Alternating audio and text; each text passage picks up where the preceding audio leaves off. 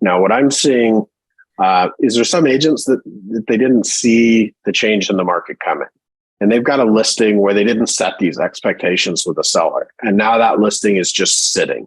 They don't have showings. They certainly don't have second and third looks happening.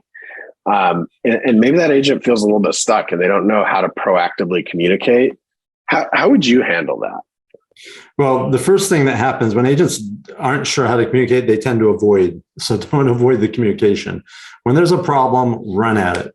When there's something to communicate, over communicate.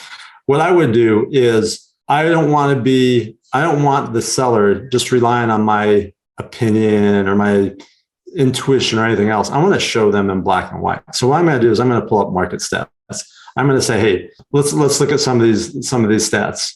A year ago, we had X amount of homes for sale. Today, we have this amount of homes for sale. A year ago, we had this many homes under contract. Today, we have this many contract. Or 2 months ago, we had this many homes for sale and this many under contract. And here's what's happened in the last 2 months. Or 2 months ago, we had in the previous 30 days X amount of price reductions. In the last 30 days, we've had 3X the amount of price reduction. So I just show them in black and white. Now, as humans, we may not like the truth, but we want the truth. And we need the truth to be able to make good decisions. So then after showing them the data to, hey, here's what's really going on, then it gets back to that conversation. So Mr. and Mrs. Seller, we have two options. One is to stay where we are.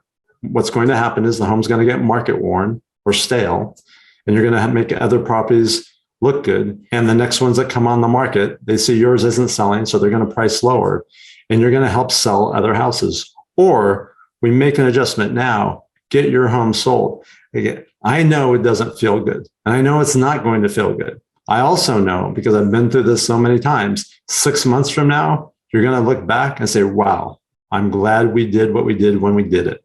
Yep, that's absolutely right. And I think that the thing some agents struggle with is it's okay to be wrong. And I think a lot of times when you own that, people give you grace and running at that trouble and saying, hey, Mr. Mrs. Seller, when we put the home on the market was here.